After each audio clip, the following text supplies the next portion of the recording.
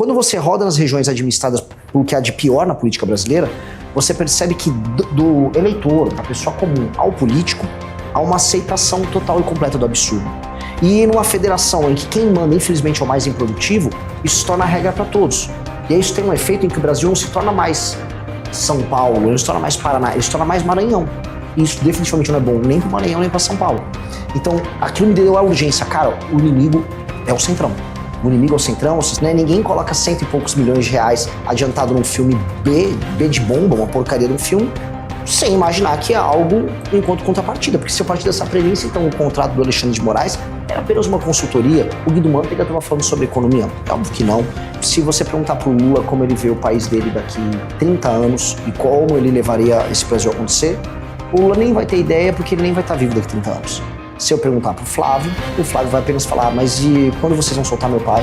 Porque ele não tem nenhuma ideia além dessa e, sei lá, de fazer alguns negócios com alguns banqueiros por aí e ficar rico. Eu consigo explicar no detalhe como eu vou tornar o Brasil o país que nós precisamos ser. Fala galera, o corte de hoje está sensacional. Então já deixa o seu like, se inscreve e vamos ao vídeo.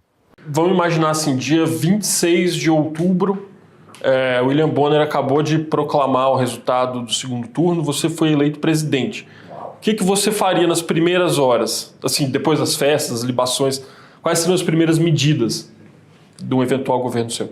Eu chamaria o Kim Kataguiri, eu via as bancadas que foram formadas, ia conversar com as bancadas que já estavam eleitas e eu ia começar a preparar a aprovação da PEC da transição. Primeiro momento, porque eu preciso começar o meu governo com a questão fiscal endereçada e eu preciso começar a passar isso na transição.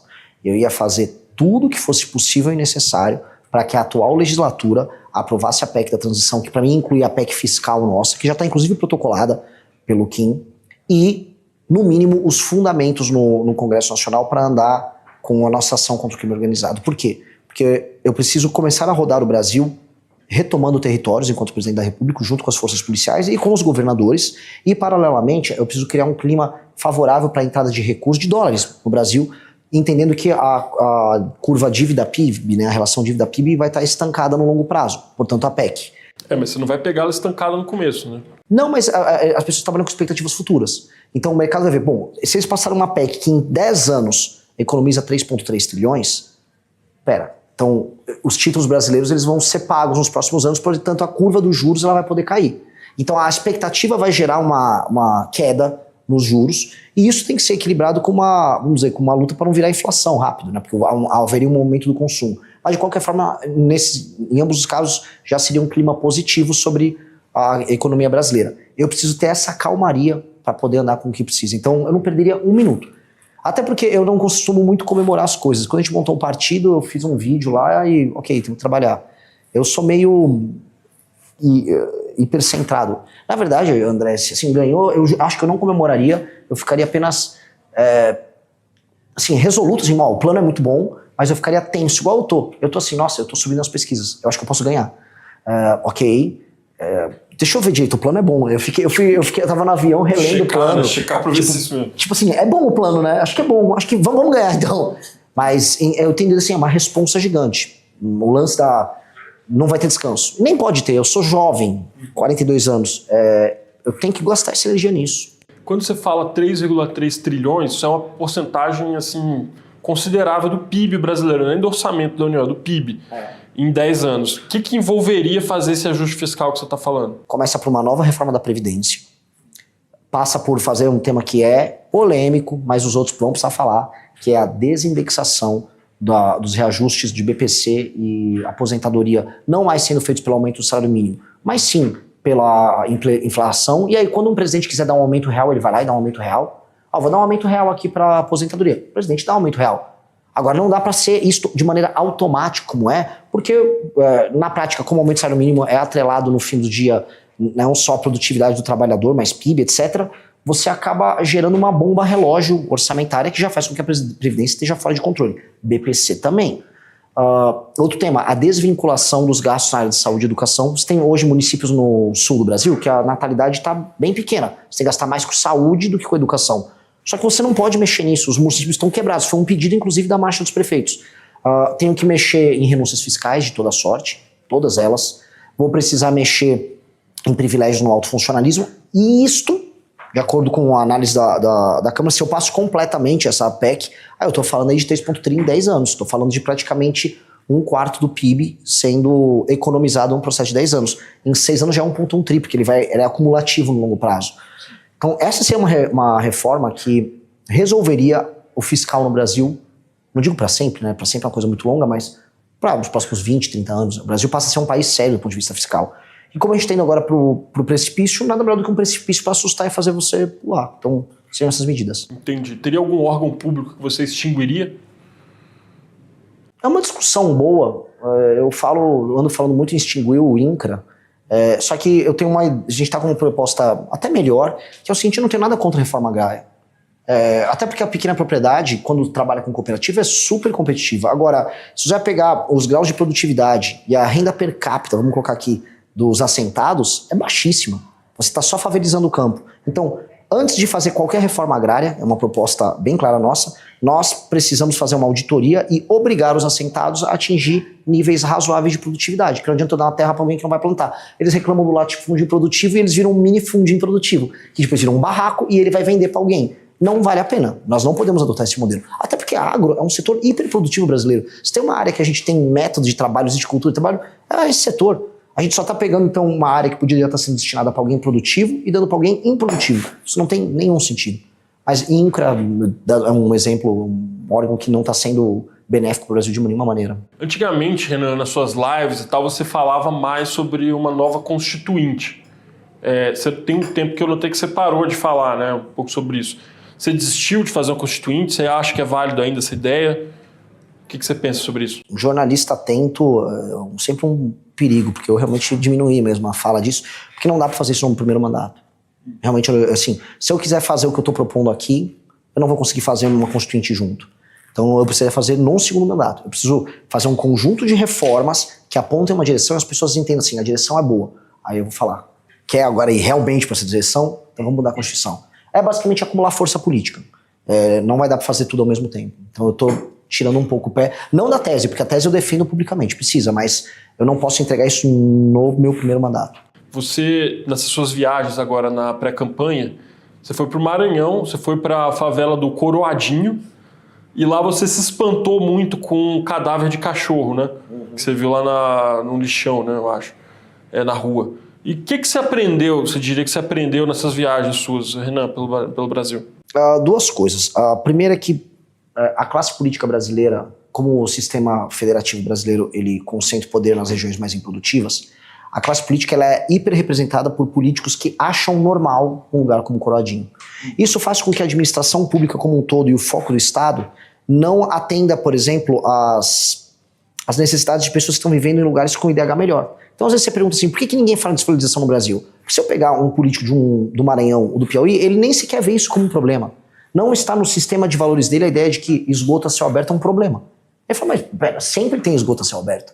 Na cabeça de um político do Amapá, como é o Alcolumbre, que é presidente do Senado, a ideia de que você tem crime organizado e isso é um problema, ele fala, mas sempre tem crime organizado. E isso é muito problemático. Quando você roda nas regiões administradas pelo que há de pior na política brasileira, você percebe que do eleitor, da pessoa comum ao político, há uma aceitação total e completa do absurdo.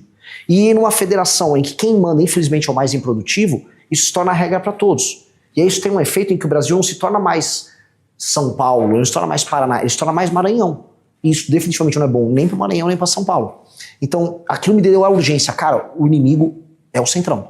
O inimigo é o Centrão, é o sistema de incentivos, e fez a gente ter essa equação que eu chamo de lei de responsabilidade gerencial, que é mudar a forma como a política é feita no Brasil, que me fez hoje nessa marcha dos prefeitos e ter talvez uma das coisas mais difíceis, que é eu explicar isso para os prefeitos.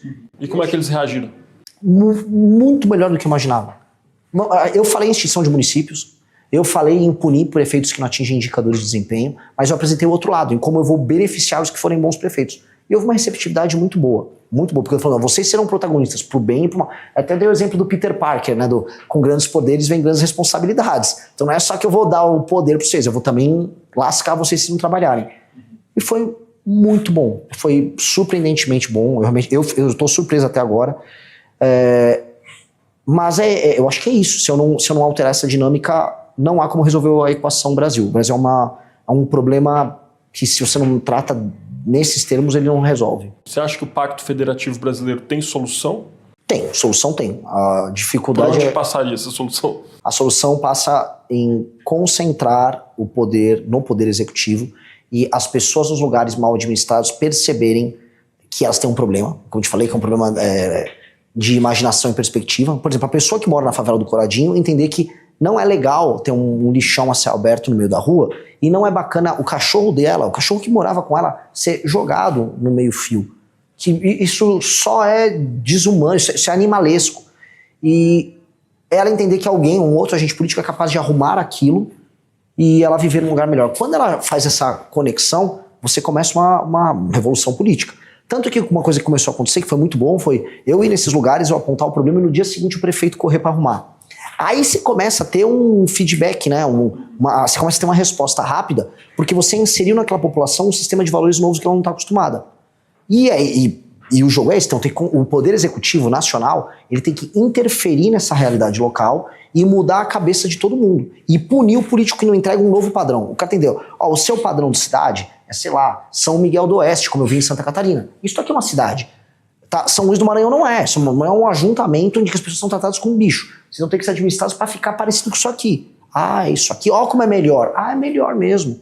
Só que você vai ter que concentrar o Poder Executivo no início. Feito isso, aí você arruma também a federação. É uma questão de correlação de forças.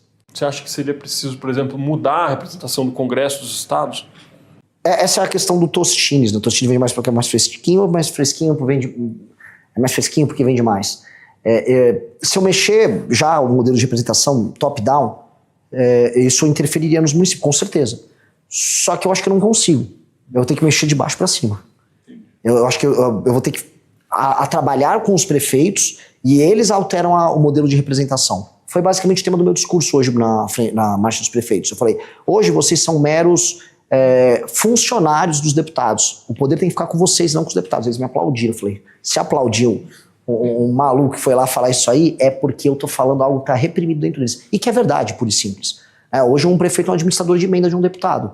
E se eu entregar o poder para eles e a gente muda o sistema de incentivos para eles ser um deputado, aí a gente começa a alterar o jogo. No médio prazo a gente altera. O seu concorrente Flávio Bolsonaro, ele deu uma declaração, não uma declaração, né, mas assim, a gente apurou na coluna e a gente publicou também, que a campanha dele colocou uma condição para participar de debates, que seria você não estar presente, porque ele teme, enfim, o tom que você possa vir a adotar num enfrentamento com ele, num debate eleitoral. O que você teria a dizer para o Flávio num cenário hipotético de debate?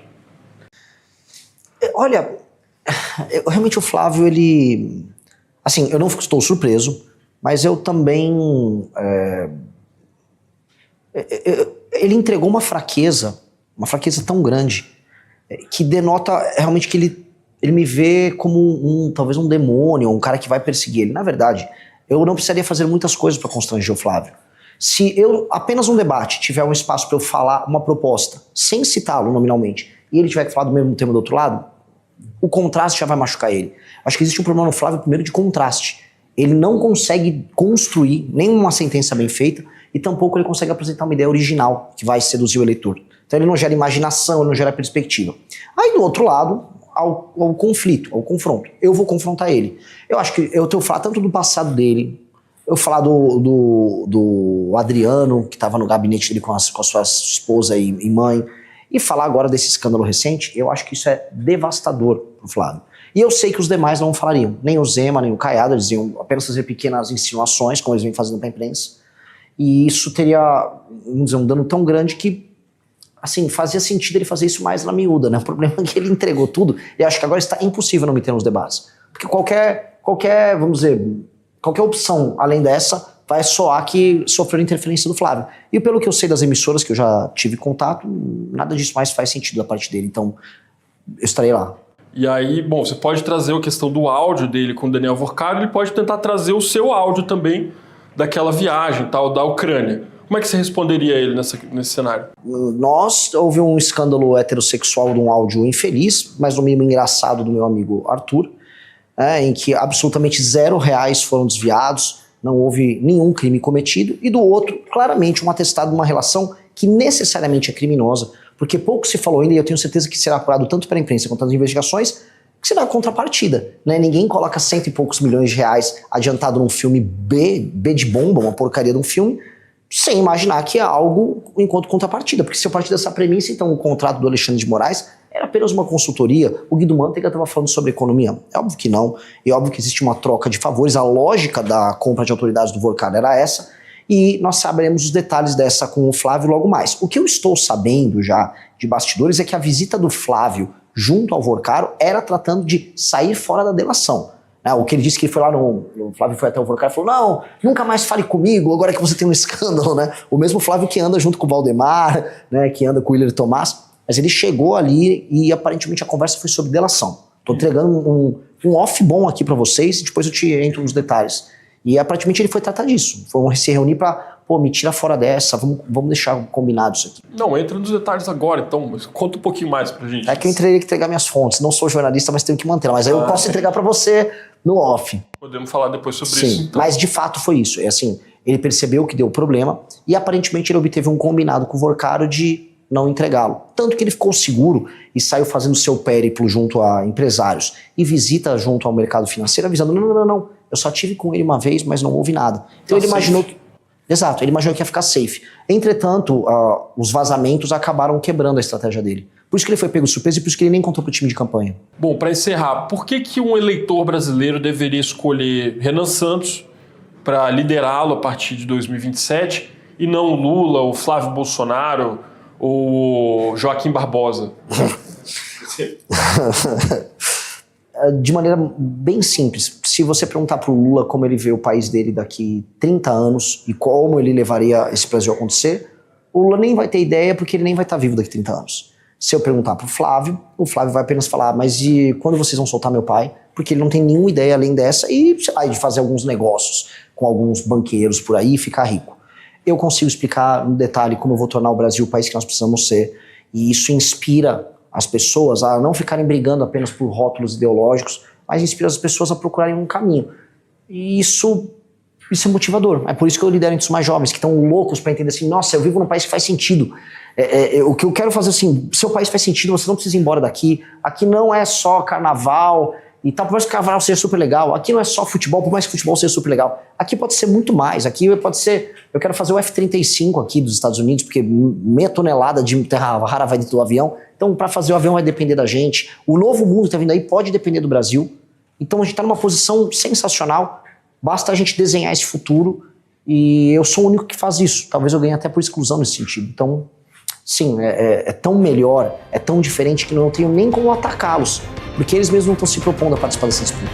Por hoje é só, pessoal. O que acharam do vídeo de hoje? Deixem seu comentário aqui embaixo. Não se esqueçam de deixar o like, se inscrever no canal e compartilha. Até o próximo vídeo. Valeu!